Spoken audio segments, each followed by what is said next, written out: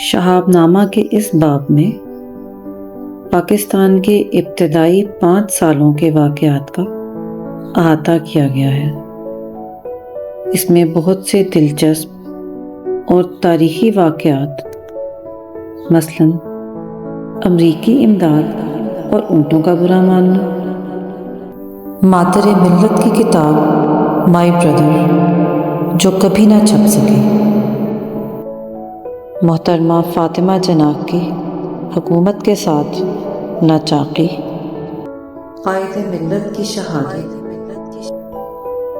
روس اور امریکہ کی طرف سے آنے والی سفارتی دورے کی دعوت اور ایسے ہی بہت سے واقعات۔ آئیے سنتے ہیں شہاب نامہ باب نمبر 22 صلہ شہید۔ جب میری پوسٹنگ کراچی میں وزارت اطلاعات و نشریات کے ڈپٹی سیکریٹری کے طور پر ہوئی تو آزاد کشمیر کی کھلی فضا کے بعد یوں محسوس ہوا جیسے میں ایک پنجرے میں بند ہو گیا ہوں۔ خواجہ شہاب الدین صاحب وزیر تھے، مسٹر جی احمد سیکریٹری اور شیخ محمد اکرام صاحب جوائنٹ سیکریٹری۔ اکرام صاحب بڑے عالم فاضل، شریف الطبع اور نیک دل انسان تھے۔ تعلق پولیس سروس سے تھا اور انٹیلیجنس کے کام میں انہیں بڑی مہارت حاصل تھی۔ طبعاً وہ اپنے زیر دستوں سے کھچے کھچے اور زبردستوں کے سامنے جھکے جھکے رہتے تھے۔ جو فائل اوپر منسٹر یا پرائم منسٹر تک جانی ہو، اس کی نوک پلک سنوارنے میں وہ خاص محنت کرتے تھے۔ نیچے کی سطح کی فائلوں پر ٹھیٹھ پولیس آفیسر کی طرح فقط احکامات صادر کرتے تھے۔ اس کے علاوہ ہر شخص کو کسی قدر شک و شبہ کے نگاہ سے دیکھنا ان کا شیوا تھا۔ البتہ سفید فام غیر ملکیوں کی طرف عموماً اور امریکنوں کی طرف خصوصاً ان کا دل بڑے خضوع و خشوع سے فرش راہ رہتا تھا۔ ایک روز مسٹر جی احمد نے مجھے اپنے کمرے میں بلایا۔ ان کے پاس ایک ادھیڑ عمر کا موٹا سا امریکی بیٹھا تھا۔ مسٹر جی احمد نے کہا کہ یہ ہمارے ایک معزز مہمان ہیں، میں انہیں اسٹاف کار میں اپنے ساتھ لے جا کر کراچی شہر کی سیر کرا لاؤں۔ کار میں بیٹھ کر میں نے یوں ہی اخلاقاً اس کا اسم شریف دریافت کیا تو وہ بگڑ گیا اور بڑی تیزی سے بولا، تمہیں میرے نام سے کیا واسطہ ہے؟ میں نے وضاحت کی، اس سے گفتگو میں آسانی ہوگی۔ امریکن نے غصے سے کہا، گفتگو کون کرنا چاہتا ہے؟ خیر تمہیں اتنا ہی اصرار ہے تو مجھے ہنری کہہ کر پکار سکتے ہو۔ کچھ دیر خاموشی کے بعد میں نے دوسری غلطی یہ کی کہ اس سے پوچھ بیٹھا، کیا آپ صحافی ہیں؟ ہنری نے چڑھ کر کہا، مائنڈ یور اون بزنس۔ اس کے بعد ہم دونوں لب بستہ ہو کر بیٹھ گئے۔ ہنری کے اشارے پر ہماری کار پہلے امریکی سفارت خانے گئی۔ مجھے کار میں چھوڑ کر وہ اندر چلا گیا اور کوئی 1 گھنٹے کے بعد واپس آیا۔ اب اس کے ساتھ ایک اور امریکی بھی تھا۔ وہ دونوں پچھلی سیٹ پر بیٹھ گئے اور مجھے اگلی سیٹ پر ڈرائیور کے ساتھ بیٹھنے کا حکم دیا۔ دوسرا امریکن غالباً سفارت خانے میں کام کرتا تھا کیونکہ وہ کراچی شہر سے بخوبی واقف تھا۔ اس کی ہدایات پر ڈرائیور نے ہمیں کلفٹن، کیماڑی، بندر روڈ، ہاکس بے اور سینڈ سپٹ کی سیر کروائی۔ میری موجودگی کو یکسر نظر انداز کر کے دونوں امریکی آپس میں مزے کی خوش گپیاں کرتے رہے۔ ان کی گفتگو سے صرف ایک کام کی بات میرے پلے پڑی، وہ یہ کہ امریکہ پاکستان کو گندم کی امداد دے رہا ہے۔ جب یہ گندم کراچی پہنچے گی تو جن اونٹ گاڑیوں پر لاد کر بندرگاہ سے نکالی جائے گی، ان اونٹوں کے گلے میں تھینک یو امریکہ کی تختیاں آویزاں کی جائیں گی۔ یہ احمقانہ تجویز سن کر مجھے غصہ بھی آیا، رنج بھی ہوا، شرم بھی آئی۔ اس وقت تو میں چپ رہا، لیکن اگلے روز سیدھا مسٹر جی احمد کے پاس جا کر انہیں ساری روایات سنا ڈالی۔ جب میں نے اونٹوں کے گلے میں شکریہ کی تختیاں لٹکانے کا مذاق اڑایا تو مسٹر جی احمد یکایک سنجیدہ ہو گئے اور گرجدار آواز میں بولے، تمہیں اس میں کیا حرج نظر آتا ہے؟ میں نے اس تجویز کے خلاف ایک چھوٹی سی جذباتی تقریر کی تو مسٹر جی احمد کے چہرے پر بناوٹی کٹ ہنسی کا تبسم لہرایا اور انہوں نے طنزاً کہا، گندم مانگ کر کھانے میں تو کوئی برائی نہیں، لیکن شکریہ ادا کرنے کا برا بناتے ہو۔ گرما گرمی کی لپیٹ میں آ کر میں نے بھی ترکی بے ترکی جواب دے دیا، نہیں سر، ہم تو کوئی برا نہیں مناتے، لیکن شاید اونٹ برا مان جائیں۔ غالباً یہ بات مجھے اس طور پر نہیں کہنی چاہیے تھی، کیونکہ اس نے میری ذات کو مسٹر جی احمد کے دماغ کے اس کابک میں بٹھا دیا جہاں پولیس والے ناپسندیدہ افراد کو رکھنے کے عادی ہیں۔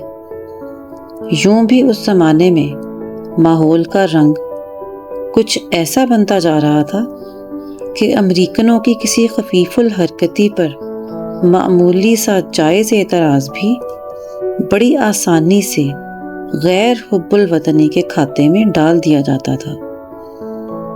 ایک روز میری ڈیوٹی لگی کہ میں امریکی صحافیوں کے ایک گروپ کے ساتھ مغربی پاکستان کے دورے پر جاؤں۔ دورہ بڑا کامیاب رہا۔ ہم لاہور، راولپنڈی، پشاور اور طورخم تک گئے۔ ہر جگہ مقامی حکام نے بڑی خاطر مدارت کی۔ صحافی بڑے خوش واپس آئے۔ کراچی پہنچ کر گروپ کے لیڈر نے مجھے $100 کا نوٹ پیش کیا۔ میرے استفسار پر اس نے بتایا کہ یہ میرا ٹپ ہے۔ میں نے شکریہ کے ساتھ نوٹ واپس کر دیا اور کہا کہ ٹپ کے حقدار تو ہوٹلوں کے بیرے اور خدمت گار ہوتے ہیں، ایک سرکاری ملازم کو ٹپ کی پیشکش کرنا اس کے لیے عزت کا باعث نہیں۔ گروپ کے لیڈر نے کسی قدر جھینپ کر نوٹ واپس لے لیا۔ چند روز بعد جب میں انہیں الوداع کہنے ایئرپورٹ گیا تو انتظار گاہ میں بیٹھ کر گروپ لیڈر نے اس مسئلہ پر میرے ساتھ کسی قدر تفصیل سے گفتگو کی۔ اس نے بتایا کہ اب اس نے ٹپ، بخشش اور نذرانہ کے فلسفہ کو بخوبی سمجھ لیا ہے۔ ٹپ پیروں اور خدمت گاروں کو دیا جاتا ہے، بخشش بھک منگوں کے لیے مخصوص ہے، اور نذرانہ سرکاری ملازمین کا حق ہے۔ اس نے بتایا کہ 2-3 حضرات تو ان سے مانگ کر کچھ نذرانہ وصول کر چکے ہیں۔ ایک صاحب نے تو اپنی کسی احتیاج کا رونا رو کر ان پر $500 کے نذرانے کا تاوان لگایا، لیکن کسی قدر مول تول کے بعد $100 پر بڑی خیر سگالی سے معاملہ طے ہو گیا۔ امریکہ کی مضبوط کرنسی کے ساتھ ہماری نئی نئی شناسائی بڑی تازہ دم تھی۔ ڈالر کی چکا چوند سے آنکھوں کا خیرہ ہونا تعجب کی بات نہیں۔ ٹپ، بخشیش اور نذرانہ کے اسی تانے بانے نے بین الاقوامی ایڈ اور ٹریڈ کا وہ طلسماتی جال بننا تھا جس میں آج ہماری قوم کا بال بال کروڑوں نہیں بلکہ اربوں روپے کے قرضے میں بڑی بے کسی سے بندھا ہوا ہے۔ ایک روز مسٹر جی احمد نے صبح سویرے مجھے گھر پر ٹیلی فون کیا کہ میں دفتر نہ آؤں بلکہ سیدھا ہوٹل میٹروپول چلا جاؤں۔ وہاں پر حکومت کے ایک نہایت معزز اور اہم مہمان مسٹر ہیکٹر بولیتھو ٹھہرے ہوئے تھے۔ میں ان کے پاس جا کر ان کے آرام و آسائش کا پورا خیال رکھوں۔ ہوٹل کے کمرے میں ایک بڑھاپے اور فربہی کی طرف مائل صاحب کسی قدر جھنجھلاہٹ کے عالم میں صوفے پر بیٹھے تھے۔ ان کے پاس ایک خوش صورت نوجوان بھی بیزار سا بیٹھا تھا۔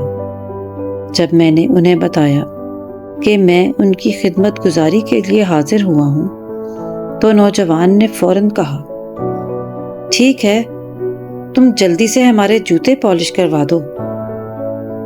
بہرے کو بلانے کے لیے میں گھنٹی بجانے کو اٹھا تو نوجوان نے بڑے غصے سے آواز بلند کر کے کہا، گھنٹی تو ہم خود بھی بجا سکتے تھے، تمہارے آنے سے ہماری سہولت میں کیا اضافہ ہوا؟ میں نے نہایت فرما برداری سے جوتے اٹھائے اور باہر آ کر بہرے کو دیے کہ جلدی سے اچھی طرح پالش کر دے۔ جوتے پالش ہو گئے تو میں کمرے میں واپس آ کر دوبارہ بیٹھنے ہی لگا تھا کہ نوجوان نے پھر مجھے جھڑک دیا، یہاں کیوں گھستے ہو؟ تمہارے یہاں بیٹھنے سے ہمارے کام میں حرج ہوتا ہے، تمہیں بیٹھنا ہی ہے تو کہیں اور جا کر بیٹھو۔ میں چپکے سے کان لپیٹ کر باہر آ گیا۔ برآمدے میں دیکھا کہ شیخ محمد اکرم صاحب بھی خرامہ اسی کمرے کی طرف تشریف لا رہے ہیں۔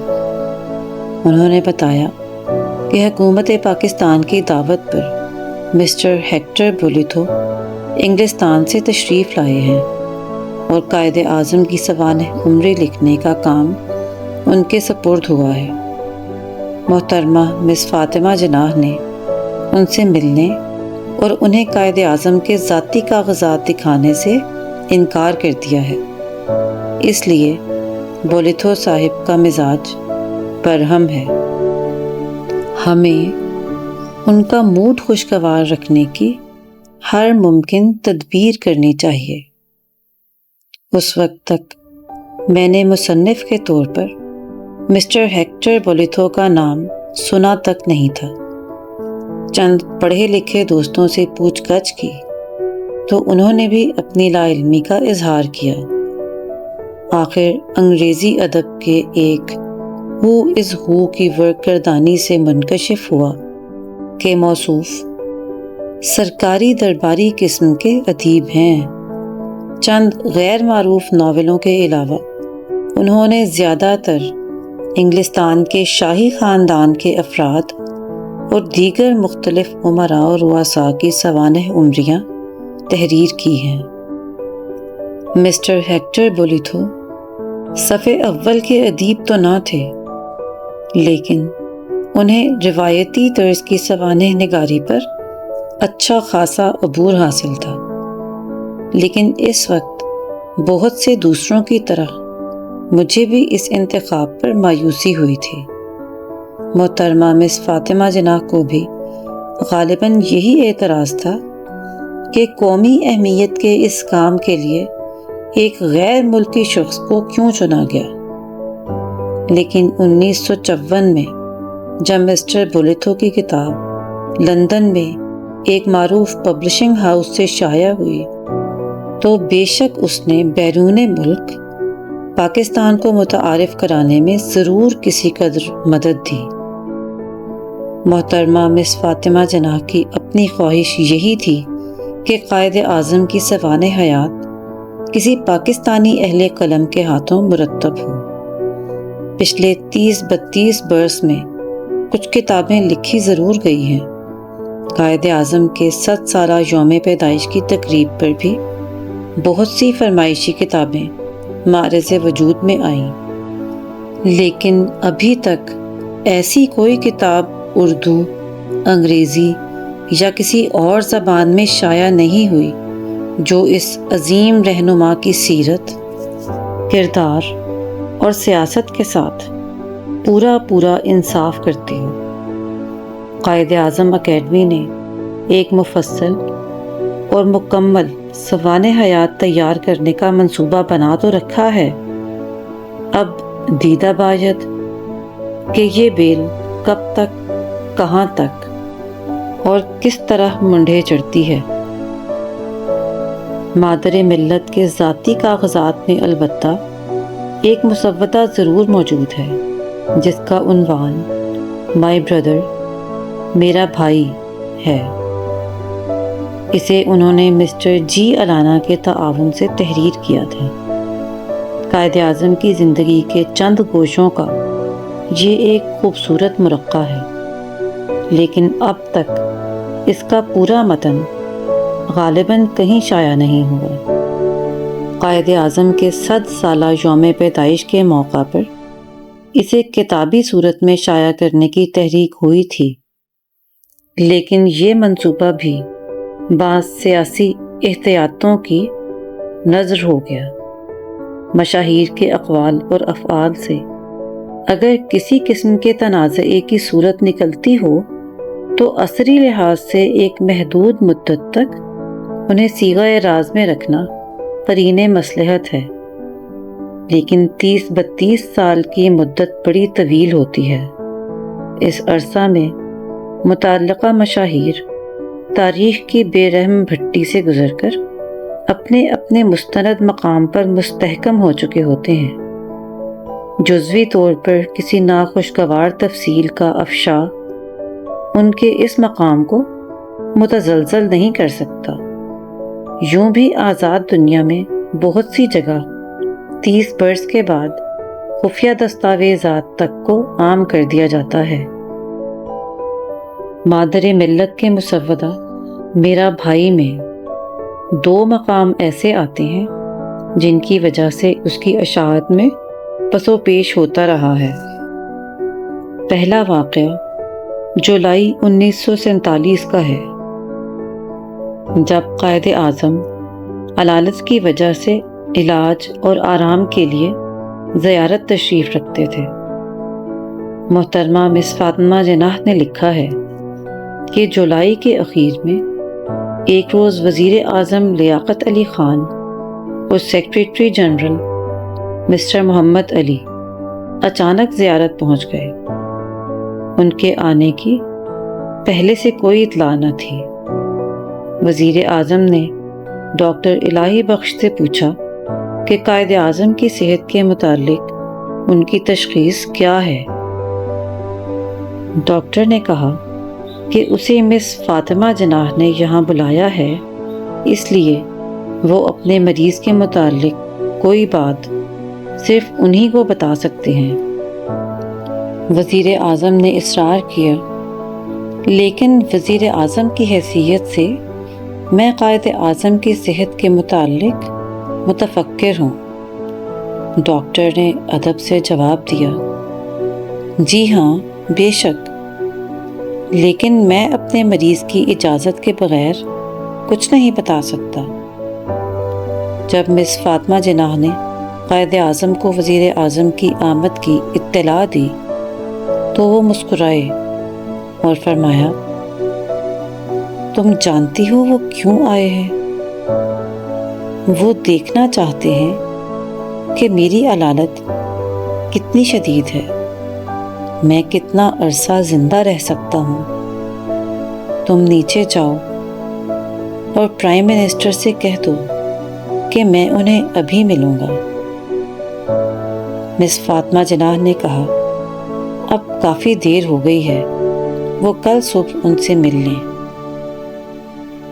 قائد اعظم نے فرمایا، نہیں، انہیں ابھی آنے دو اور بچشم خود دیکھ لینے دو۔ وزیر اعظم نصف گھنٹے کے قریب قائد اعظم کے پاس رہے۔ اس کے بعد جب مس جناح اندر گئیں تو قائد اعظم بے حد تھکے ہوئے تھے۔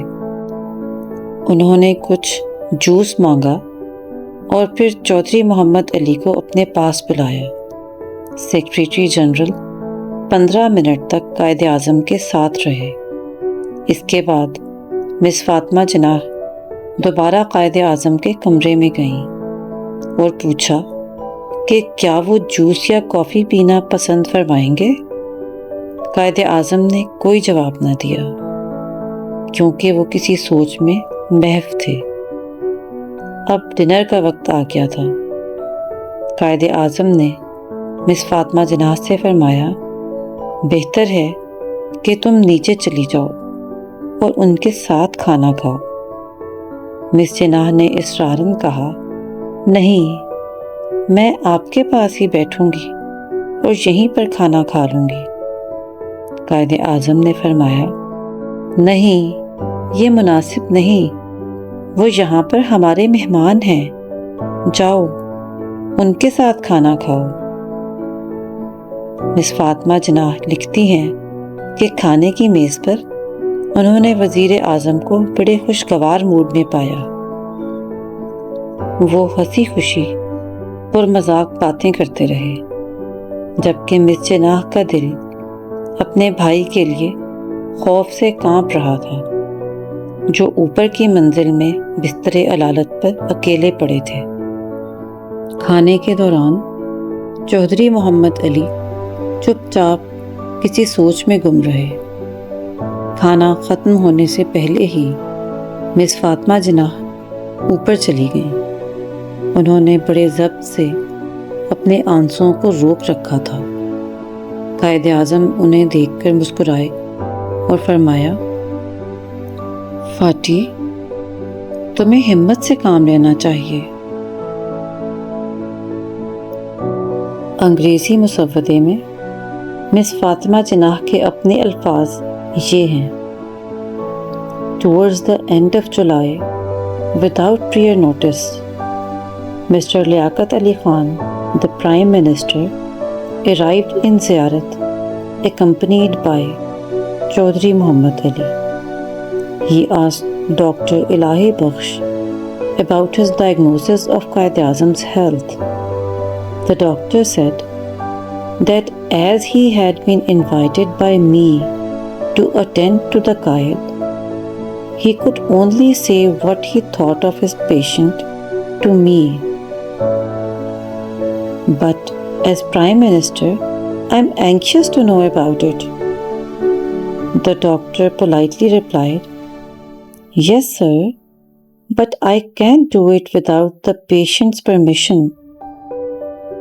As soon as I was told, as I was sitting with the Qaid, that the Prime Minister and the Secretary General wanted to see him, I informed him.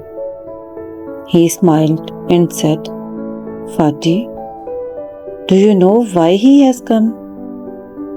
I said, I wouldn't be able to guess the reason. He said, he wants to know how serious my sickness is, how long I will last. After a few minutes, he said, Go down, tell Mr. Prime Minister I'll see him. It's late. Let them see you tomorrow in the morning.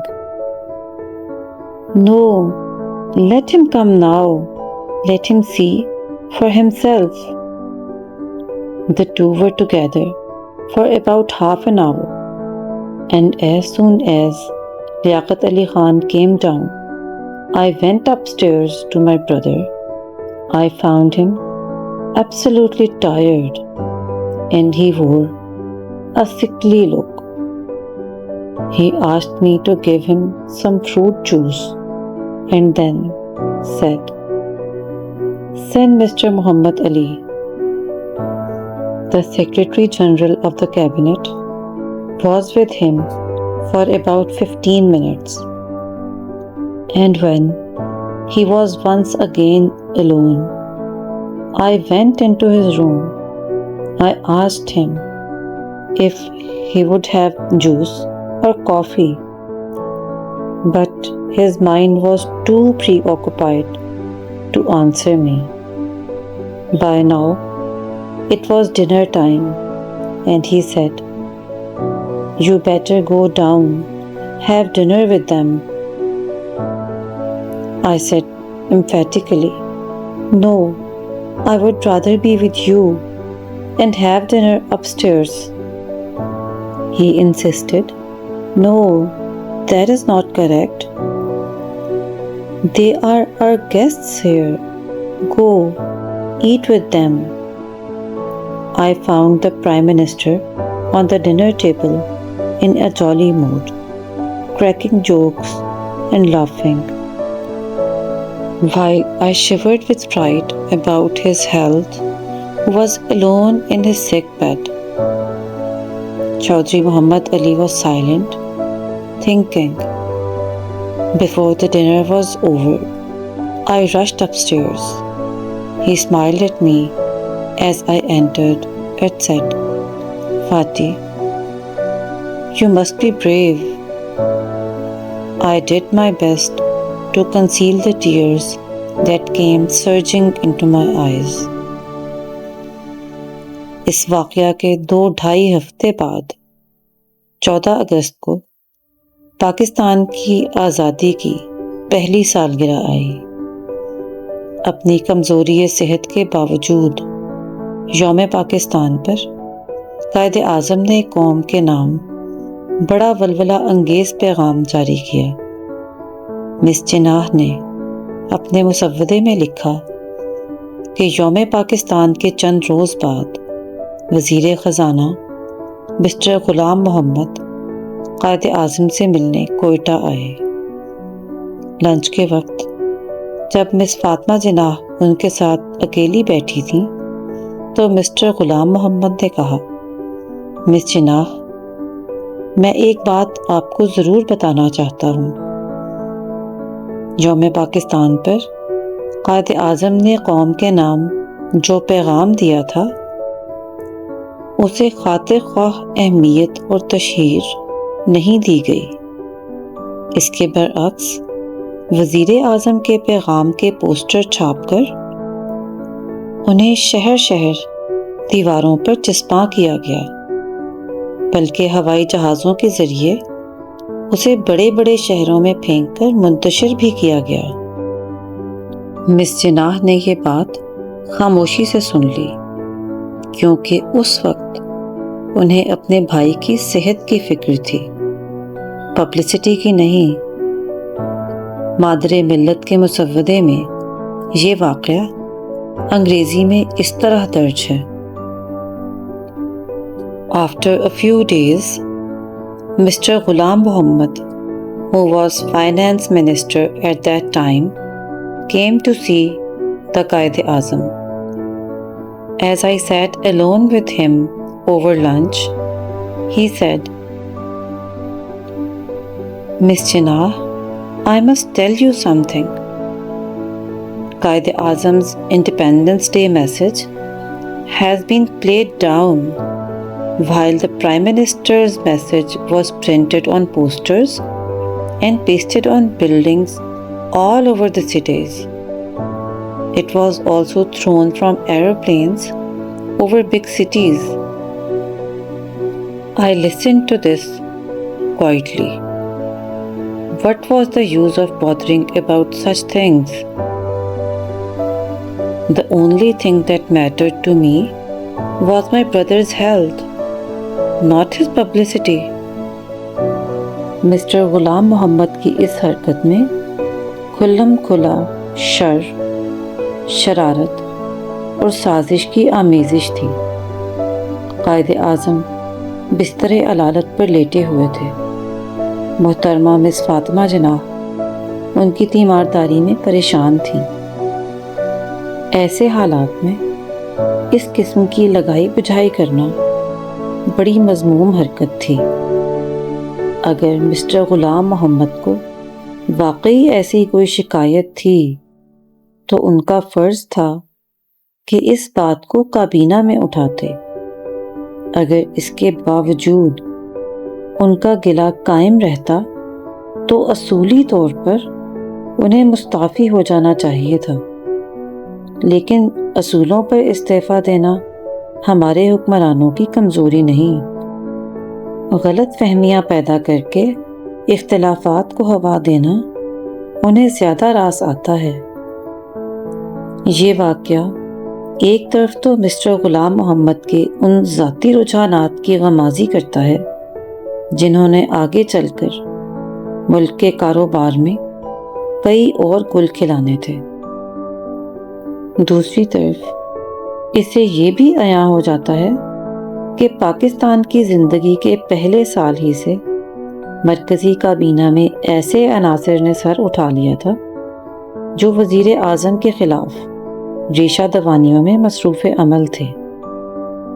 Quaid Azam کی وفات کے بعد محترمہ مس فاطمہ جناح اور حکومت کے درمیان سرد مہری کا غبار چھایا رہا۔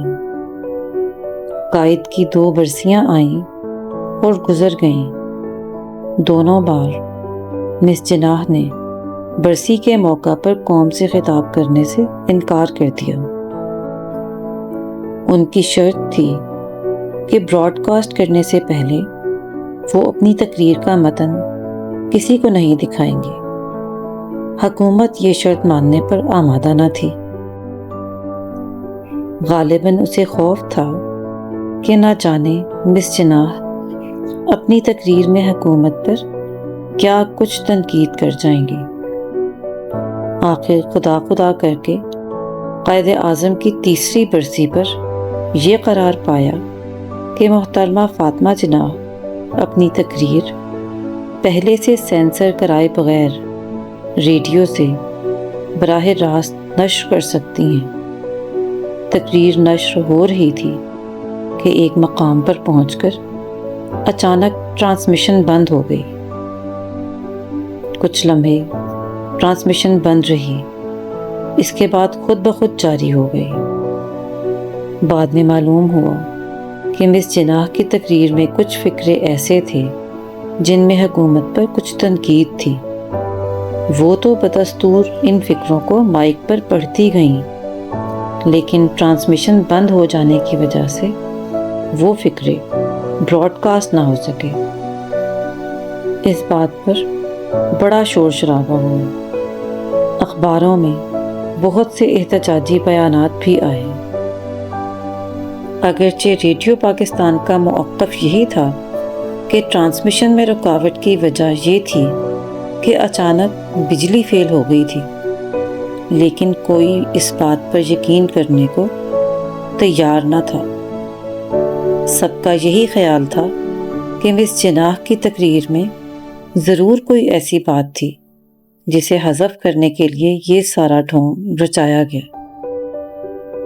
اس ایک واقعہ نے حکومت کے اعتماد کو جتنی ٹھیس پہنچائی، اتنا نقصان مس فاطمہ جناح کے چند تنقیدی جملوں سے نہیں پہنچ سکتا تھا۔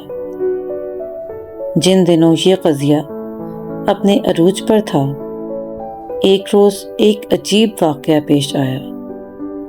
وزیر داخلہ اور اطلاعات کے کمرے میں یہ بات طے کرنے کے لیے میٹنگ ہوئی کہ اس قصے کے متعلق پبلک میں جو چہمگوئیاں ہو رہی ہیں ان پر کس طرح قابو پایا جائے۔ بے حد طویل اور بعید از کار بحث و تمہیز کے بعد آخر مسٹر جی احمد نے تجویز پیش کی کہ کسی نامور شخصیت سے انکوائری کروا کر یہ ثابت کیا جائے کہ مس جناح کے براڈ کاسٹنگ کے دوران بجلی کی کرنٹ فیل ہو گئی تھی۔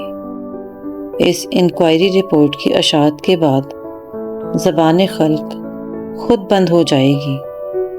اس کے برعکس وزیر اطلاعات خواجہ شہاب الدین کو اصرار تھا کہ انکوائری بے لاگ اور غیر جانبدار ہونی چاہیے۔ اگر یہ ثابت ہو کہ بجلی فیل نہیں ہوئی تو اس بات کا بھی برملا اعتراف کرنا ضروری ہے تاکہ پبلک کے ذہن میں مزید بدگمانیاں پیدا نہ ہوں۔ سیکریٹری اور وزیر کے درمیان اس بحث کی تلخ کلامی نے بڑا طول کھینچا۔ ایسا معلوم ہوتا تھا کہ خواجہ صاحب بھی یہی سمجھتے تھے کہ بجلی فیل نہیں ہوئی، اور اب وہ اس بات کو کھلم کھلا منظر عام پر لانے کے لیے بے تاب تھے۔ وزیر اعظم لیاقت علی خان کی حکومت کے لیے وہ اس قسم کی پریشانیاں اور مشکلات کیوں پیدا کرنا چاہتے تھے؟ شاید اس کی وجہ یہ ہو کہ ان دنوں یہ افواہ گرم تھی کہ وزیر اعظم انہیں مرکزی کابینہ سے سبکدوش کر کے مشرقی بنگال بھیجنا چاہتے ہیں۔ ان دنوں مرکزی کابینہ سے علیحدگی کی تلوار خواجہ صاحب کے علاوہ اور بھی کئی سروں پر لٹک رہی تھی۔ وزیر خزانہ ملک غلام محمد پر فالج کا حملہ ہو چکا تھا۔ خرابی صحت کی بنا پر کابینہ سے ان کی رخصتی متوقع تھی۔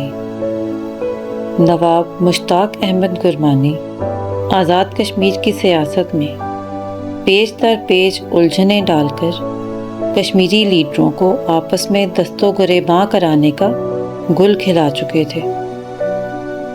اب وزارت امور کشمیر میں کشمیر تو غائب ہو چکا تھا، فقط امور ہی امور باقی رہ گئے تھے۔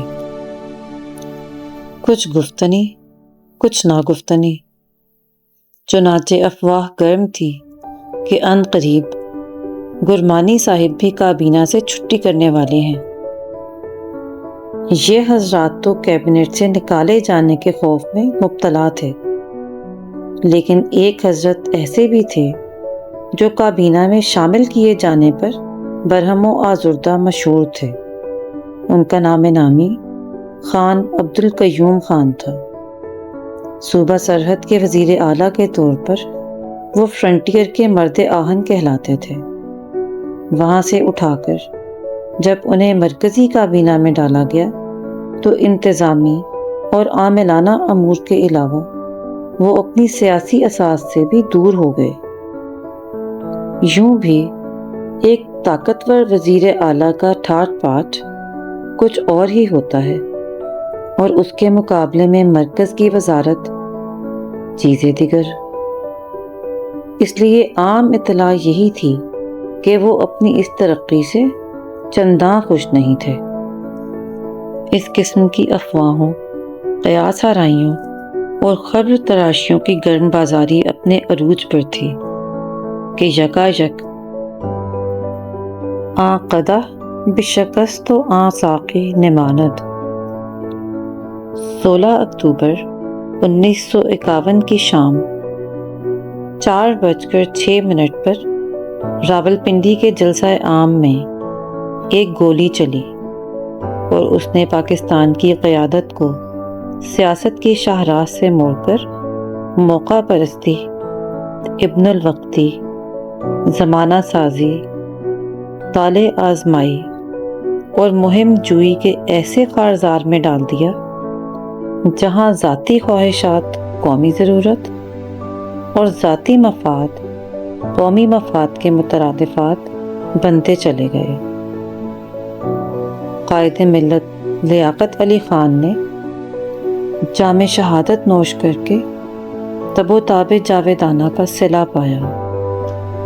جلسہ گاہ میں راولپنڈی کے سپرنٹینڈنٹ پولیس نجف خان نے اپنے سپاہیوں کو للکار کر حکم دیا کہ گولی چلانے والے قاتل کو فوراً مار ڈالو۔ سید اکبر بھی گولی کا نشانہ بن کر وہیں ڈھیر ہو گیا۔ اس کے ساتھ ہی وہ راز بھی دفن ہو گیا کہ وہ راولپنڈی کیوں آیا۔ ہر طرح کی سیکیورٹی کے باوجود جلسے کی اگلی صفوں تک کیسے رسائی حاصل کی؟ کس غیبی طاقت یا روحانی یا شیطانی یا انسانی اشارے نے اس کی انگلی پستول کی لبلبی پر رکھ کر دبا دی؟ اسے زندہ گرفتار کرنے کے بجائے پولیس والوں نے اسے خواہ مخواہ جلسہ گاہ میں کیوں مار ڈالا؟ اس بے ضابطہ کارروائی کے بعد سپرنٹینڈنٹ پولیس کے خلاف کیا کارروائی ہوئی؟ اسے DIG کے عہدے پر ترقی کس کارگزاری کے صلے میں ملی؟ عام آدمی کے ذہن میں یہ سوال آج بھی جوں کہ توں قائم ہے۔ اب تک کسی ایسی بے لاگ انکوائری کا نتیجہ برسر عام نہیں آیا جو ان سوالات کا تسلی بخش جواب دے سکے۔ قائد ملت کی ہر برسی پر کسی نہ کسی پیرائے میں ایک مکمل اور بھرپور انکوائری کا مطالبہ اٹھتا ہے اور پھر اگلی برسی تک طاق نسیاں کی زینت بن جاتا ہے۔ درمیانی عرصہ میں وہی پرانے شکوک و شبہات خاموشی سے نشو و نما پاتے رہتے ہیں اور اجتماعی رگ و ریشے میں بے اعتمادی کا سرطان پھیلاتے رہتے ہیں۔ خان لیاقت علی خان کی شہادت نے پاکستان سے اس کا پہلا وزیر اعظم ہی نہیں چھینا، بلکہ ہمیں ایک نہایت بلند پایا مدبر، سیاستدان اور انتظامی اور انصرامی قابلیت کے رہنما سے بھی محروم کر دیا۔ تحریک پاکستان میں وہ قائد اعظم کے دست راست تھے۔ اس حیثیت میں انہیں مسلمانوں کی تنظیم اور انگریزوں اور ہندوؤں کے ساتھ سیاسی نبرد آزمائی کا وسیع تجربہ حاصل تھا۔ جب پاکستان معرض وجود میں آیا تو اس نوزائیدہ ملک کو چاروں طرف سے انتہائی شدید مصائب نے گھیرا ہوا تھا۔ ایک نئی حکومت کے قیام، مسلح افواج کی تنظیم نو، لاکھوں مہاجرین کی آباد کاری، بھارت کی ریشہ دوانیوں کی وجہ سے وسائل کا فقدان اور پھر کشمیر کی جنگ آزادی کا آغاز۔ اس قسم کے بے شمار سنگین مسائل نوابزادہ لیاقت علی خان بڑے تدبر، تحمل اور انتظامی قابلیت سے سنبھالتے تھے۔ قائد اعظم کی وفات کے بعد پاکستان کی قیادت کا سارا بوجھ لیاقت علی خان صاحب کے کندھوں پر ہی آ پڑا تھا۔ اس بارے گراں کو بھی انہوں نے بعنوان شائستہ اٹھایا۔ اس میں شک نہیں کہ ان کی وزارت عظمیٰ کا دور پاکستان کے استحکام، استقلال اور سربلندی کا زمانہ تھا، لیکن دو ایسی باتوں کا ذکر بھی ضروری ہے جنہوں نے ہمارے حالات پر منفی اثرات مرتب کیے۔ اس زمانے میں پاکستان اسلامی دنیا میں سب سے بڑا اور ساری دنیا میں 5واں بڑا ملک سمجھا جاتا تھا۔ اس کی اس اہمیت کے پیش نظر روس نے وزیر اعظم اور بیگم رانا لیاقت علی خان کو روس کا دورہ کرنے کی دعوت دی۔ یہ دعوت نامہ ملنا تھا کہ بھارتی صفوں میں کھلبلی مچ گئی۔ بھارت خود روس سے پینگیں بڑھانے کا جتن کر رہا تھا۔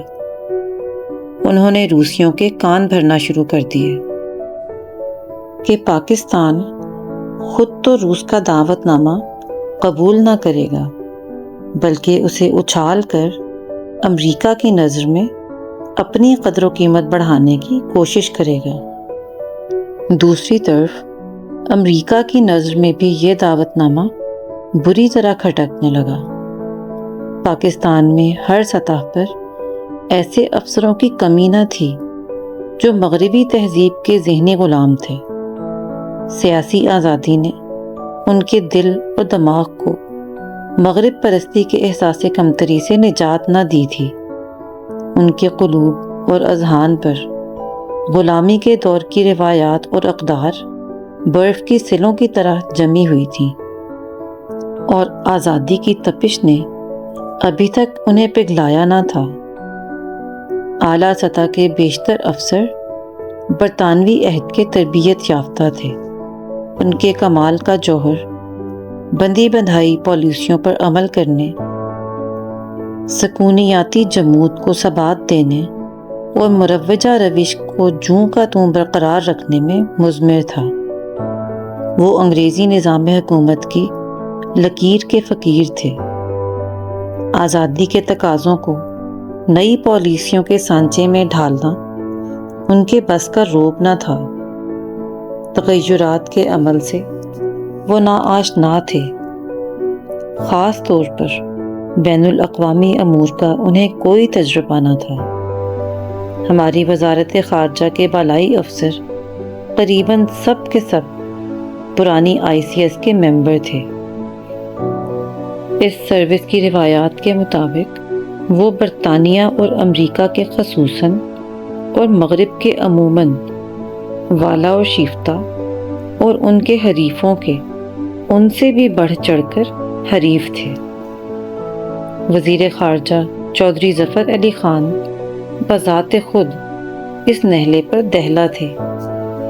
اپنے مزاج کی افتاد، پس منظر، رجحانات، تعصبات اور ٹریننگ کی وجہ سے یہ سب لوگ پاکستان کی خارجہ پالیسی کو بین الاقوامی تعلقات کے تنے ہوئے رستے پر حقیقت پسندانہ مہارت سے چلانے سے قاصر تھے۔